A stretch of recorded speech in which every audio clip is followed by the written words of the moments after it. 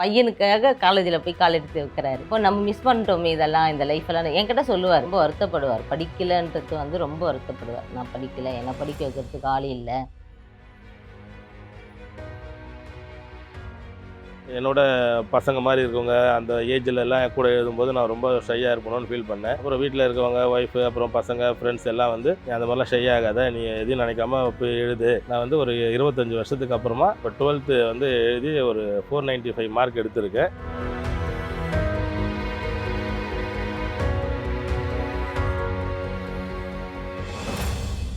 அப்ளிகேஷன்ஸில் வந்து அப்பா வந்து 10th போடுறத அவர் கொஞ்சம் விரும்பலை.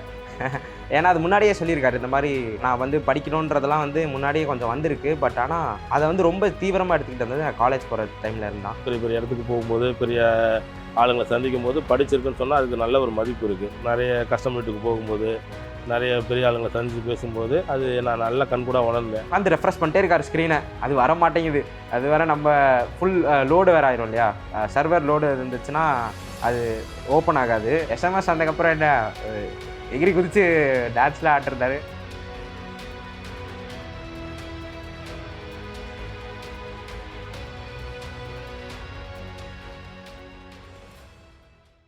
என்னோடய பேர் வந்து ஹரிகிருஷ்ணன். நான் என்னோடய நேட்டிவே சென்னை தான். நான் பர்த்டே வந்து சென்னை எக்மோர் ஹாஸ்பிட்டல் தான். 1992 வந்து என்னோடய அப்பா இறந்துட்டார் உடம்பு சரியில்லாமல். அப்போ வந்து நான் 5th படிச்சுட்டு இருந்தேன். அதுக்கப்புறம் அதிலிருந்து ஒரு 3 வருஷம் ஸ்கூலில் வீட்டில் படிக்க வச்சாங்க 8th வரைக்கும். இப்போது என்னோடய பையனை நான் காலேஜில் சேர்க்கறதுக்காக நான் போகும்போது எனக்கு அந்த பழைய ஞாபகம்லாம் நான் வந்ததுனால நம்ம திருப்பியும் படிக்கணும் அப்படின்னு சொல்லிட்டு ஒரு ஆசை வந்தது. ஸ்கூல்லையே நான் வந்து ஃபஸ்ட்டு செகண்டரி ரேங்க் உள்ள தான் எடுப்பேன். அதை தாண்டி நான் போனதே இல்லை. அதனால் நான் திரும்பி விட்டத்தை தொடரணும், நல்லா படிக்கணும், ஒரு கிராஜுவேட் ஆகணும். நான் வந்து ஒரு 25 வருஷத்துக்கு அப்புறமா இப்போ 12th வந்து எழுதி ஒரு 495 மார்க் எடுத்திருக்கேன். பையனுக்காக காலேஜில் போய் கால் எடுத்து வைக்கிறாரு. அப்போ நம்ம மிஸ் பண்ணிட்டோமே இதெல்லாம், இந்த லைஃபெல்லாம் என்கிட்ட சொல்லுவார். நான் மிஸ் பண்ணிட்டேன், காலேஜ் லைஃப்லாம் நான் மிஸ் பண்ணிட்டேன் அப்படின்ற மாதிரி ரொம்ப வருத்தப்படுவார். படிக்கலைன்றது ரொம்ப வருத்தப்படுவார். நான் படிக்கலை, என்னை படிக்க வைக்கிறதுக்கு ஆள் இல்லை, வச்சுருந்தா நல்லா பெரிய ஆளாக இருப்பேன் அப்படின்ற மாதிரி. அப்ளிகேஷன்ஸில் வந்து அப்பா வந்து 10th போடுறத அவர் கொஞ்சம் விரும்பலை. ஏன்னா அது முன்னாடியே சொல்லியிருக்காரு, இந்த மாதிரி நான் வந்து படிக்கணுன்றதெல்லாம் வந்து முன்னாடியே கொஞ்சம் வந்திருக்கு. பட் ஆனால் அதை வந்து ரொம்ப தீவிரமாக எடுத்துக்கிட்டு வந்தது நான் காலேஜ் போகிற டைமில் இருந்தான். அவரை பொறுத்த வரைக்கும் இஸ் ரியலி டேலண்டட். அந்த 10th படிக்கிற மாதிரியே 10th தான் படிச்சிருக்கான்ற மாதிரியே வெளியே தெரியாது. அவருக்கு வந்து அந்த பிராண்ட் வந்து நான் மாற்றணும். எனக்கு 10th கிடையாது, ஐ கேன் டூ இட்னு அந்த மாதிரி தான் ஸ்டார்ட் ஆனது. அது என்னோட பசங்க மாதிரி இருக்கவங்க அந்த ஏஜில் எல்லாம் என் கூட எழுதும்போது நான் ரொம்ப ஷையாக இருக்கணும்னு ஃபீல் பண்ணேன். அப்புறம் வீட்டில் இருக்கவங்க ஒய்ஃபு அப்புறம் பசங்க ஃப்ரெண்ட்ஸ் எல்லாம் வந்து நீ அந்த மாதிரிலாம் ஷை ஆகாத, நீ எதையும் நினைக்காம போய் எழுது. ஃபஸ்ட்டு 11th தமிழ் எழுதும்போது மட்டும் ஒரு 1/2 hour கொஞ்சம் படபடன்னு இருந்தது. அதுக்கப்புறம் நான் சுற்றி இருக்கல யாரையும் பார்க்கல. எனக்கு என்ன தோணுதோ, நான் என்ன படிச்சனோ அது க்ளீனாக எழுதிட்டேன். நான் எப்போ ஸ்கூலில் படிக்கும்போது என்ன ஆர்வத்தோடு பண்ணனோ அதே ஆர்வத்தோடய இப்போ பண்ணேன். கொஞ்ச நேரம் தான் படிக்கிறாரு. அது என்ன சிட்டி ரோபம் அது இப்படிங்கிறாரு, டக்குன்னு மண்டைக்குள்ளே போயிட்டு தான் அவருக்கு எல்லாமே. நமக்கெல்லாம் விழுந்து விழுந்து படிக்க வேண்டியதாக இருக்குது. ஒரு சப்ஜெக்டை வந்து ஒரு 2 நாள் 3 நாள் தான் எடுத்துக்கிறாரு. ஆனால் நிறைய ஹார்ட் ஒர்க் பண்ணுவார். முன்னாடி அவருக்கு நிறைய புக்கு படிக்கிற பழக்கம் இருக்குது அவருக்கு. நானே ஆச்சரியப்படுவேன். எப்போ பார்த்தாலும் சாப்பிட்ற நேரத்தில் கூட அந்த புக்கை அப்படி வச்சு படிச்சுக்கிட்டு தான் சாப்பிடுவார். ஏதாவது ஒரு புக்கு கையில் இருந்துகிட்டே இருக்கும். பிகேபி நாவல்னால் அவருக்கு ரொம்ப விருப்பம். நான் சின்ன வயசுலேருந்தே பார்த்தேன். அதாவது 11th நான் பார்த்துட்டு இருக்கேன். அந்த பிகேபி நாவல் அவர் கையில் வச்சுட்டே இருப்பார். அதாவது அவ்வளோ கைடன்ஸ் என் அப்பா கிட்டேருந்து ஒரு 10th படித்தவர்கிட்ட வருதுன்னு சொன்னால் நீங்கள் நம்பவே மாட்டீங்க. அவரோட லேர்னிங் கவ் அவ்வளோ டீப்பாக இருக்கும். அவர் எல்லாத்தையும் பற்றியும் தெரிஞ்சு வச்சுட்டு இருந்திருக்காரு முன்னாடியே. ஏன்னா பையன் வந்து அடுத்து காலேஜ் போக போகிறான். ஏன்னா நம்ம 11th 12th படிக்கிறச்செல்லாம் நம்மளை பெருசாக கண்டுக்க மாட்டார். என்னடா எக்ஸாமா சரி வா அப்படின்னு சொல்லிட்டு அப்படி தான் விடுவார். அவர் ரொம்ப ஸ்ட்ரெஸ்ஸே பண்ண மாட்டார் படிப்பை பற்றி. அந்த காலேஜ் போகிறச்சு தான் எனக்கு தெரியுது அவர் பின்னாடி இவ்வளோ பேக் ஹேண்டில் ஒர்க் பண்ணியிருக்காரு. ஏன்னா அது பண்ணாமல் யாருக்கும் தெரியாது. ஏதாவது ஒரு இன்ஜினியர் வந்து சொல்லுவாங்க, நமக்கு தெரிஞ்சப்பா அவர்கிட்ட கேளுப்பா, அவர் ஏற்கனவே இந்த காலேஜில் படிக்கிறான் அந்த பையன் கேட்டுக்கோன்னு சொல்கிறத தாண்டி என் அப்பாவே எல்லாத்தையும் கற்றுக்கிட்டு வந்து எனக்காக அந்த கவுன்சிலிங் ப்ரொசீஜர்லாம் முடிச்சது வந்து எனக்கே ஒரு மாதிரி வியப்பாக இருந்துச்சு. அப்பா நம்ம இது என்னது இவ்வளோ பெரிய ப்ராசஸ்லாம் இருக்குது, ரொம்ப சிம்பிளாக முடிச்சிட்டாரு டேடி அந்த மாதிரி இருந்துச்சு. பெரிய பெரிய இடத்துக்கு போகும்போது பெரிய ஆளுங்களை சந்திக்கும் போது படிச்சிருக்குன்னு சொன்னால் அதுக்கு நல்ல ஒரு மதிப்பு இருக்குது. நிறைய கஸ்டமர்ட்டுக்கு போகும்போது நிறைய பெரிய ஆளுங்களை சந்தித்து பேசும்போது அது நான் நல்லா கண்கூட உணர்ந்தேன். இப்போ நான் நிறைய மக்களை சந்தித்த அனுபவத்தெல்லாம் சந்திக்கும் போது எனக்கு அது படித்தே ஆகணும் அப்படின்ற ஆர்வம் ரொம்ப அதிகமாக இருந்துச்சு. ஒரு 10th பையன் வந்து நல்லா படிக்கிற பையன் எப்படி அந்த ரிசல்ட்டுக்காக காத்துன்னு இருப்பானோ அது மாதிரி இருப்பார். ரிசல்ட் வரப்போகுது நாள் அதை பற்றியே பேசிகிட்டே இருப்பார். எனக்கு போர் அடிக்கும், எதை பற்றியே பேசிகிட்டு இருக்காரு இவர் அப்படின்னு. அதை பற்றி தான் பேசுவார். அந்த படிப்பு, அந்த எக்ஸாமு எவ்வளோ மார்க் வருது, இவ்வளோ மார்க் வரணும்னு கரெக்டாக போட்டு வைப்பார். கரெக்டாக அதுக்கேற்ற மாதிரி அந்த மார்க் கரெக்டாக எடுப்பார். இப்போ 12th அப்படி தான் பண்ணார். இவ்வளோ மார்க் வரும் பாரு அப்படின்னாரு. கரெக்டாக அதே மார்க் எடுத்தார் அவர். எழுதி என்ன பண்ணுவார், எழுதி இங்கே ஒட்டி வச்சிருவார். பார்த்தா அதே மார்க் எடுக்கிறாரு. சாய் நான் வந்து 11th திருப்பி எழுத போகிறேன் அப்படின்னாரு. எனக்கு ஒன்றும் புரியல. 11th திருப்பி எழுத போகிறீங்களா? ஏன்னா நான் அப்போ தான் எழுதிட்டு வெளியே வந்து காலேஜ் சேர்ந்துருக்கேன் புதுசாக. சரி நம்ம என்ன சொல்கிறது, நம்ம எதுவும் சொல்ல முடியாது. பிக் பாஸ் வந்து ஒரு முடிவு எடுத்துட்டாரு. அந்த முடிவு அவர் ஏன்னா ஒரு முடிவு எடுத்துட்டாருன்னா அதை கண்டிப்பாக மாற்ற மாட்டார். யார் சொன்னாலும் மாற்ற மாட்டார். நான் முடிவு எடுத்துட்டேன். நான் அதுக்கு முன்னாடி நிறைய யோசிப்பார், நிறைய பிளான் போடுவார். எடுத்துட்டாருன்னா ஃபிக்ஸ்ட், அவ்வளோதான். அவர் ஸ்டைல் ஒன்று இருக்குது. ரொம்ப படிக்க மாட்டார், ஆனால் அந்த நெருக்கத்தில் வந்து நல்லா படிப்பார். எப்படின்னா நவரத்ன ஆயில் இருக்குல்ல, அது ஃபுல்லாக வாங்கிட்டு மண்டையெல்லாம் தேய்ச்சிட்டு ஃபுல்லாக உட்காந்து கான்சன்ட்ரேட் பண்ணி படிப்பார். அது எப்படி தான் பண்ணுறேன்னு தெரியல. ஆனால் ஓவர் நைட்டில் ஒரு 5 சாப்டர் முடிக்கிறது, 3 சாப்டர் முடிக்கிறது. நீங்கள் என்ன தான் கோத்ரூ பண்ணாலும் உங்களுக்கு அந்த கான்செப்ட் அண்டர்ஸ்டாண்ட் ஆகணும்ல. நீங்கள் நியூஸ் பேப்பர் படிக்கணும் படிச்சிடலாம், அந்த கான்செப்ட் அண்டர்ஸ்டாண்ட் பண்ணிட்டு டெலிவர் பண்ணுறது வந்து ரொம்ப பெரிய விஷயம். 2023 அந்த ரிசல்ட் வரும்போது 11th மட்டும் கொஞ்சம் லேட்டாக தான் வெளியாச்சு. ஆனால் ஒவ்வொரு நாளும் அந்த லாஸ்ட் ஒரு மணிக்கு ரொம்ப பதட்டமாக இருந்தேன், ரொம்ப எக்ஸைட்மெண்ட்டாக இருந்தேன். அந்த மார்க்கு வந்து பார்க்கும்போது ரொம்ப சந்தோஷமாக நான் எதிர்பார்த்த மாதிரி தான் மார்க் வந்தது. பசங்க நல்லா ஹையர் எஜுகேஷன், நல்ல ஒரு கம்யூனிட்டி வில்லா மாதிரி அது மாதிரி நிறைய நல்லபடியாக வீடு அப்பார்ட்மெண்ட்ஸ் நல்லதாக கொடுக்கணும், நல்ல எஜுகேஷன் பீப்புள் மத்தியில் நான் பசங்களை வைக்கணும், நானும் இருக்கணும்னு நினச்சேன். அப்படி அங்கே வீடு போகும்போது அந்த சொசைட்டியில் இருக்கவங்க எல்லாமே நல்லா படித்தவங்க, நல்ல பெரிய ஆஃபீஸில் இருக்குவாங்க. அப்போ பார்க்கும்போது எனக்கு அந்த ஆர்வம் இன்னும் ரொம்ப எக்ஸ்ட்ராவாக வந்தது. நம்ம எப்படியாச்சும் இந்த கம்யூனிட்டிக்கு மேட்ச் ஆகிற மாதிரி நல்லா படிக்கணும், பசங்களுக்கு ஈக்குவலாக படிக்கணும், அந்த சுற்றி இருக்கிற நெய்பர்ஸுக்காகவும் அந்த லெவலில் இருக்கணுன்றதுக்காகவும் அது ஒரு எக்ஸ்ட்ரா தூண்டுகோலாக இருந்தது. அவருக்குன்னு ஒரு ஆம்பிஷன் இருந்தது. சொந்தமாக வீடு வாங்கணும், வண்டி வாங்கணும் அப்படின்ற மாதிரி. அவருக்குன்னு ஒரு டாய்லெட்டோட ஒரு வீடு வாங்கணும், அது அவரோட பெரிய ஆம்பிஷனாக இருந்தது. ஒரு வீடும் வாங்கினார். வாங்கிட்டு அதுக்கப்புறமா தான் என்கிட்ட ப்ரப்போஸ் பண்ணார். அதுக்கப்புறம் தான் நாங்கள் கல்யாணம் பண்ணோம். அவருக்கு என்னென்னா அந்த டாஸ்க்கை கம்ப்ளீட் பண்ணிட்டாலே அவர் சாட்டிஸ்ஃபைடார். நீங்கள் வந்து பாராட்டணும் அப்படின்லாம் பார்க்கவே மாட்டார். நான் ஒரு கோல் வச்சுருக்கேன், இந்த கோல் நான் அச்சீவ் பண்ணிட்டேன், ஐ எம் சாட்டிஸ்ஃபைட், அந்த மாதிரியான ஆள். அது நான் போயிட்டு நான் முடிச்சிட்டேன் பார்த்தேன் அந்த மாதிரிலாம் எங்கேயும் பேசிட்டது நான் பார்த்ததே கிடையாது. நான் முதல்ல ஃபர்னிச்சர் ஷோரூம் முன்னாடி சர்வீஸ் பண்ணிட்டு இருந்தோம், ஃபர்னிச்சர் சர்வீஸ் தான் பண்ணிட்டு இருந்தோம். அப்போ வந்து எனக்கு நிறைய கஸ்டமருக்கு டெய்லி ஒரு 10-20 கஸ்டமருக்கு போவோம் வருவோம். அப்படி இருக்கும்போது என்னால் டைம் இல்லை. அப்படி இருக்கும்போது என்னால் படிக்கிறதுக்கு டைம் இல்லை. அந்த எக்ஸாம் டேட் அனௌன்ஸ் பண்ணிவிட்டு ஒவ்வொரு சப்ஜெக்ட்டுக்கும் நான் ஒரு 3 நாள் 4 நாள் தான் படித்தேன். தமிழ் மற்றும் இங்கிலீஷ்க்கு மட்டும்தான் நான் 1 வாரம் படித்தேன். மற்ற லாங்குவேஜ் மற்ற சப்ஜெக்ட்டுக்கு எல்லாமே நான் வெறும் 3 நாள் தான் படித்தேன். கிட்டத்தட்ட எல்லாமே 90 மார்க்ஸ் எடுத்திருக்கேன் எல்லா சப்ஜெக்ட்லையுமே. இப்போயும் நான் நினைப்பேன் அவருடைய திறமைக்கு இந்த வேலை இல்லாமல் வேறு ஏதாவது அவர் ட்ரை பண்ணி தான் இன்னும் நல்லா வந்திருக்கலாம் அவர் அப்படின்ற மாதிரி இன்னும் நான் அவர்கிட்ட சொல்லுவேன். ஏன்னா இது ரொம்ப கஷ்டமான வேலை. இப்போ நான் வெளியே போய் ஃப்ரெண்ட்ஸ்லாம் சொல்கிறேன், எங்கள் அப்பா 11th எழுதியிருக்காரு.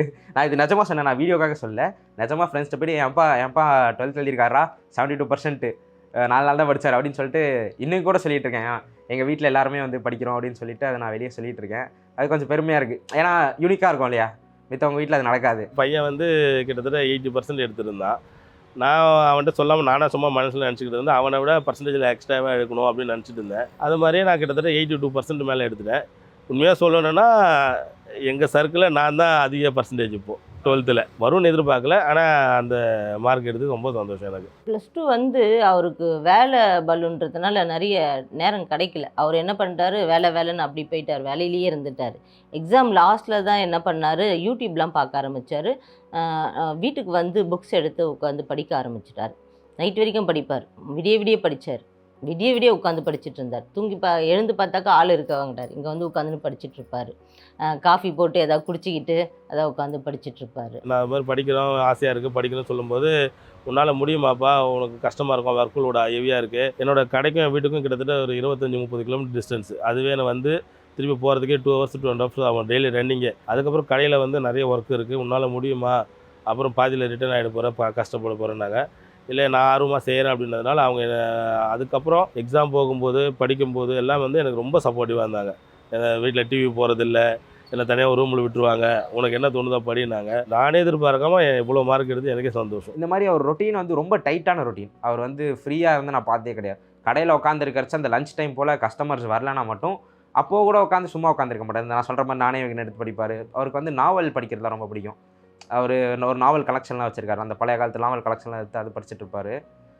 எங்கள் வீட்லேயே வந்து தமிழ் நல்லா தெரியும், எல்லா ஸ்பெல்லிங்ஸ் எல்லாமே தெரியும். தமிழில் வந்து யார் புள்ளினா அப்பா தான். அப்பா வந்து ஏன்னா அம்மாவும் பிஏ பொலிட்டிக்கல் சயின்ஸ் பண்ணாங்க, தமிழில் தான்.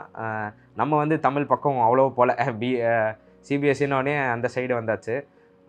தமிழில் வந்து ஒரு எக்ஸப்ஷனல் நாலேஜ் வச்சுருக்காரு. இப்போ எனக்கே எங்கள் அம்மாக்கே தெரியாத வார்த்தைலாம் சொல்லி இதுக்கு மீனிங் தெரியுமா அப்படின்னு சொல்லி என் அப்பா வந்து அம்மா வம்பில் திட்டுவாங்க. 12th வந்து எப்படின்னா யூடியூப்லாம் பார்க்க ஆரம்பித்தார். அது எப்படி சொல்லி நிறைய இதெல்லாம் போடுவாங்க இல்லையா, அதெல்லாம் பார்த்து ஆரம்பித்து அவருக்கு ஒரு ஐடியா ஒன்று கிரியேட் பண்ணி, சரி இப்படி படித்தா எப்படி ஷார்ட்டாக படிக்கலாம், எப்படி எவ்வளோ நிறைய மார்க் வாங்கலாம். இப்போ வந்து நிறைய மார்க் வாங்குறதுக்கு என்ன இது ஒன் வேர்ட் ரொம்ப முக்கியம்னுவார். குறிப்பாக நான் அந்த ஒன் வேர்டில் தான் ரொம்ப கிங்காக இருந்திருக்கேன். அது 20 ஒன் வேர்டுனா நான் 19 one word, 18 one word, 19 one word எல்லா சப்ஜெக்ட்லையும் எடுத்தேன்.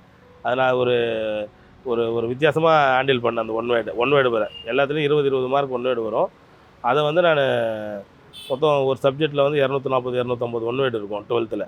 அந்த 240 ஒன் வேர்டே நான் ரொம்ப வித்தியாசமாக படித்தேன். எப்படி படித்தேன்னா, ஒன் வேர்டை கேள்வியை படிச்சுட்டு 4 ஆப்ஷன்லாம் ஞாபகம் வச்சுக்கிறதுல அதுக்கு எது சரியான ஆன்சர் அந்த ஆன்சரை மட்டும் மைண்டில் வச்சுக்கிட்டேன். அந்த மாதிரி 240க்கும் நான் வச்சுக்கிட்டது போது எனக்கு ரொம்ப ஈஸியாக இருந்தது. எல்லாத்துலேயுமே நான் ஒன் வேர்டில் வந்து 19 18 எடுத்திருக்கேன். ஒரு சில சப்ஜெக்டில் ஃபுல்லாக 20 மார்க்கும் எடுத்திருக்கேன். அது எனக்கு ரொம்ப கை கொடுத்தது. எக்ஸாம் எழுதிட்டு வெளியே வந்துட்டாருன்னு வச்சுக்கோங்களேன். வெளியே வந்தோடனே அந்த ஆன்சர் கீலாம் யூடியூப்பில் போட்டுறாங்களாம் இந்த ஃபேக்கல்ட்டிஸ்லாம். அதெல்லாம் போட்டுட்டு எடுத்து பார்த்துட்டு அங்கேயே உட்காந்து கால்குலேட் பண்ண ஆரம்பிப்பார். நான் இதுக்கு இது கரெக்டு, 1 மார்க்கில் இது தப்பாகி போச்சு. வீட்டுக்கு வந்து சொல்லுவார், சங்கீதா 1 மார்க் 18 தான் வரும், 18 1 மார்க் தான் கரெக்ட் அப்படின்னு வந்து எல்லாத்தையும் எவாலுவேட் பண்ணிடுவார். இந்த படிக்கிற பசங்களாம் பண்ணுவாங்களே, நமக்கு டார்ச்சராக இருக்கும். ஐயோ இவனுங்களெல்லாம் நமக்கு காலேஜில் வச்சே மேய்க்க முடியல, வீட்டில் ஒரு கேரக்டர் இருக்கு இப்படி அப்படின்னு. அது அவரோட ஆர்வத்தை குறிக்குது. நீ வந்து இவ்வளோ இது பண்ணாத, எல்லாத்தையுமே ஏற்றுக்கோ. சப்போஸ் கம்மி 12ன்றது ரொம்ப இது. நான் தினைக்கும் ஸ்கூல் போகிற பசங்க டியூஷன் போவாங்க, அவங்களே வந்து நிறைய மார்க்லாம் எடுக்கிறது ரொம்ப இது அபோவ் 90லாம். அதனால் வந்து நீ ரொம்ப எதிர்பார்க்காத, என்ன மார்க் வருது எல்லாத்துலேயும் பாஸ் ஆகுறியா அதை பார்த்துக்கோ அப்படின்னு தான் நான் சொல்லிட்டு இருந்தேன். உட்காந்து ரெஃப்ரெஷ் பண்ணிட்டே இருக்கார் ஸ்க்ரீனை, அது வர மாட்டேங்குது. அது வேற நம்ம ஃபுல் லோடு வேறு ஆயிரும் இல்லையா, சர்வர் லோடு இருந்துச்சுன்னா அது ஓப்பன் ஆகாது. அது ஓப்பன் ஆகிறதுக்குள்ளே எஸ்எம்எஸ் வர்றதுக்குள்ளே ஒரு எஸ்எம்எஸ் வந்ததுக்கப்புறம் என்ன எகிரி குதித்து டான்ஸ்லாம் ஆட்டிருந்தாரு. அதே மாதிரி அம்மா சொன்ன மாதிரி அங்கே எழுதி ஒட்டி வச்சுருந்தார். கரெக்டாக அதுக்கு ஏற்ற மாதிரியே வந்துச்சு. அவர் சொன்ன அந்த மார்ஜின் சொன்னார், ஒரு 10 மார்க் மார்ஜின் சொன்னார். அந்த 10 மார்க்கில் கரெக்டாக நடுவில் வந்துச்சு. எனக்கு வந்து இதுக்கப்புறம் நான் படித்து ஒரு ஒர்க்குக்கு போனோம், ஜாபுக்கு போனோம், ஒரு கவர்மெண்ட் ஜாபுக்கு போனோம், அந்த மாதிரிலாம் எனக்கு எந்த இலக்கம் இல்லை. என்னோட நேமுக்கு பின்னாடி நிச்சயமாக 1-2 டிகிரி எடுக்கணும்னு ஆசைப்பட்றேன். அதுதான், வேறு எதுக்காகவும் நான் இது பண்ணல. என்னுடைய ஆத்ம திருப்திக்காக, பரம திருப்திக்காக தான் நான் படிக்கிறேன். இதை வச்சு நான் ஏதாவது ஜாபுக்கு ட்ரை பண்ணுவேன், வேறு ஏதாவது அப்ராட் வேலை அந்த மாதிரி எதுவுமே எனக்கு இல்லை. நான் வந்து 8ன்றது 10ன்றது 12ன்றதை வந்து பிஏ எம்ஏ அதுக்கு மேலே என்னென்ன படிப்பு இருக்குன்னு எனக்கு ஒன்றும் சரியாக தெரியல. என்னால் முடிஞ்சால் நான் என்ன மேக்ஸிமம் நான் போவேன். அவருக்கு இப்போதைக்கு வந்து அவர் வந்து ஒரு டிகிரி ஹோல்டராக ஆகணும், அதுதான் அவருடைய ஆம்பிஷன். மேலும் படிப்பார்.